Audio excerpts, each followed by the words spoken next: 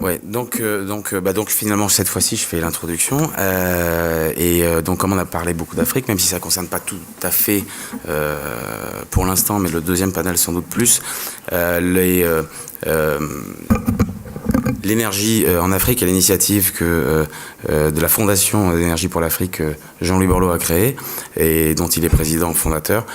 Je vais pas en dire plus puisque je pense que tu es plus à même que moi de l'expliquer.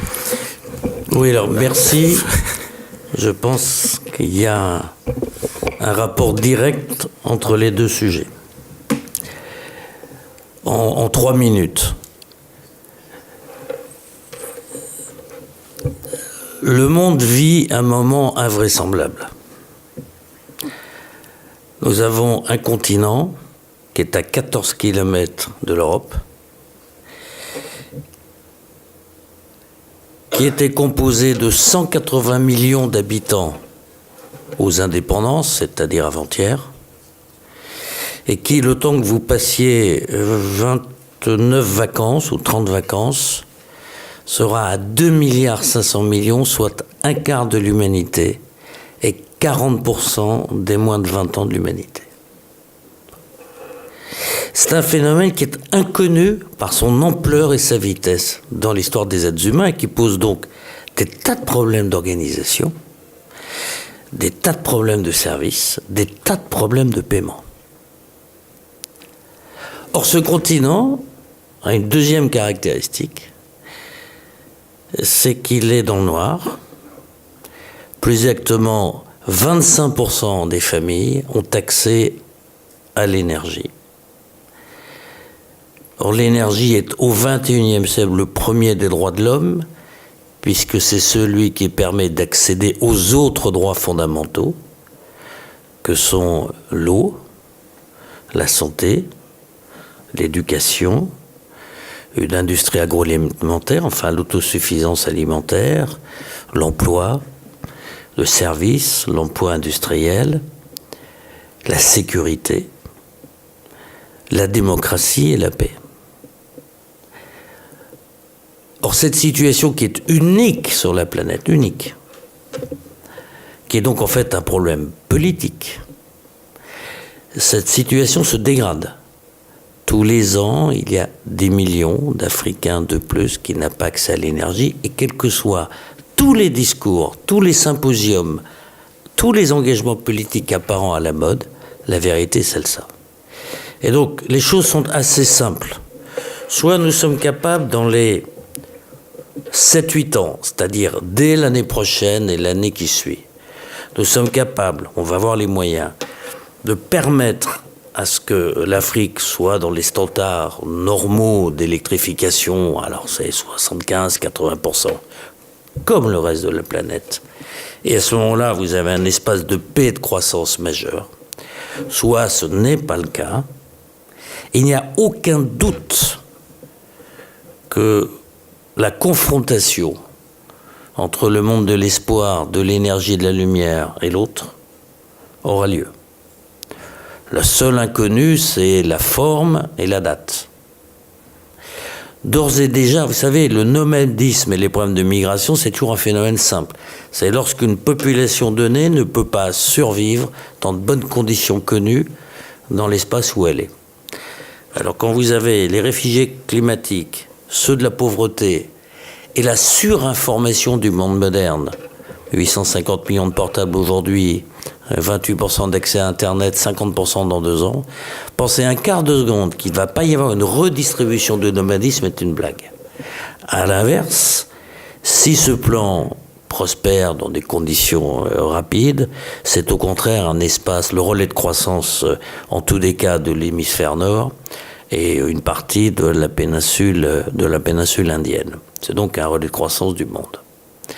Un continent qui va passer d'1,2 à 2,5 milliards en 30 ans, c'est évidemment le phénomène le plus important et notre véritable relais de croissance. Alors, est-ce qu'il y a un problème de ressources? Non.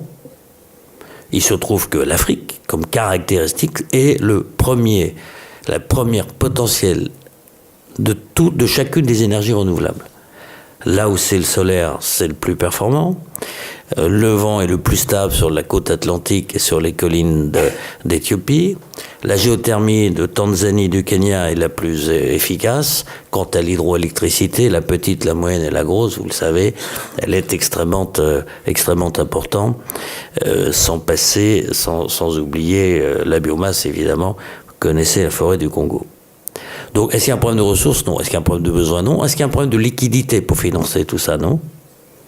Il y a des liquidités publiques et privées mondiales. Pourquoi ça ne matche pas?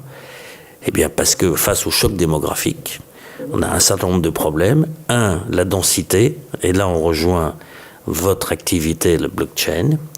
Le fait que même aujourd'hui, la densité est de 15 fois inférieure à celle de l'Europe faisait que dans l'ancien système d'énergie centralisée, le coût de transport était trop élevé. Deuxième raison, c'est les structures administratives qui ont explosé face à un tel choc démographique. Or, s'il n'y a pas quelques instruments publics de régulation extrêmement difficile, même quand c'est du privé, de développer un tel programme.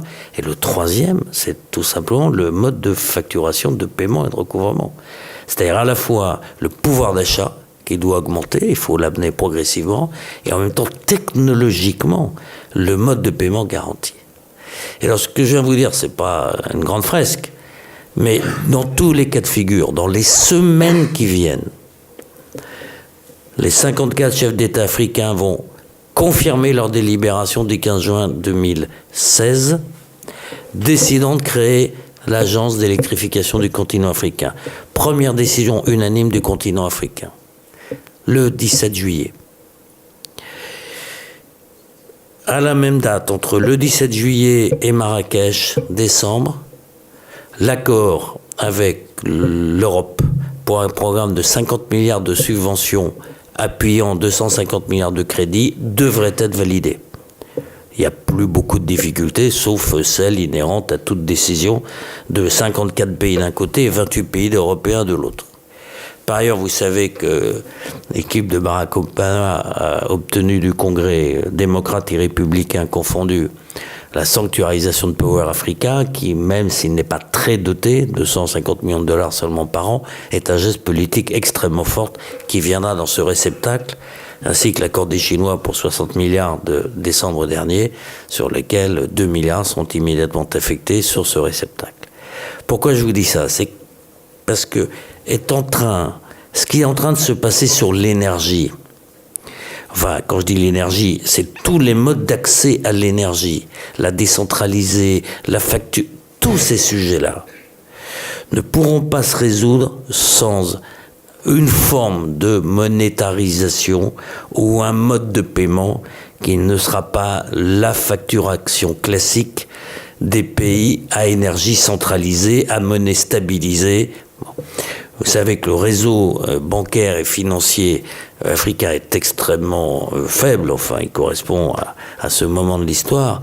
Et donc moi je ne suis pas capable de dire technologiquement comment vous pouvez être, par ce procédé blockchain, des acteurs majeurs. Ça c'est votre job. Mais ce que je peux vous dire, c'est qu'une révolution totale est en train de s'opérer dans ce grand continent africain, sur les technologies avec un saut de génération. Il n'y a même pas de débat sur la nature des énergies. Le problème n'est pas de savoir si on met des énergies fossiles ou nucléaires. Ça n'existe pas, ce débat. Le débat est exclusivement sur les énergies renouvelables, voire un combiné d'énergies renouvelables. Et bien, de la même manière, pour que ça puisse aller extrêmement vite, il sera indispensable que des modes de paiement, des modes de monétarisation contemporaines, finalement peut-être passant un gap rapide. Ce que vous faites au Luxembourg ou aux États-Unis, vous le faites dans un dispositif qui est déjà très installé. Un petit peu comme quand on va vers les énergies renouvelables, il faut prouver qu'on est plus pertinent que le système fossile antérieur. Mais l'Afrique n'est pas bancarisée, ou très peu bancarisée. Et le problème de l'accès à un certain nombre de prestations familiales, vitales et indispensables se pose.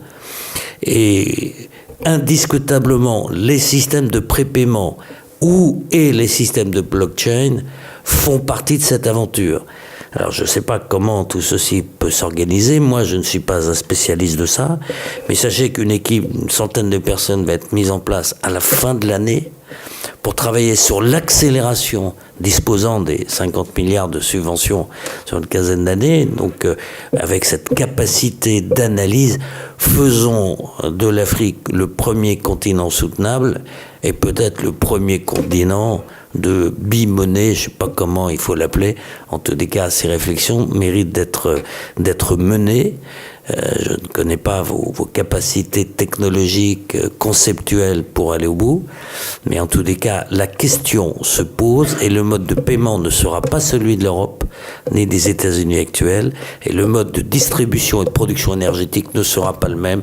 Donc à l'évidence, il y a quelque chose à trouver. J'en dis pas plus, d'ailleurs je suis pas capable d'en dire plus, je vais m'occuper d'aller confirmer qu'on a bien nos sous. En tous les cas, je vous remercie.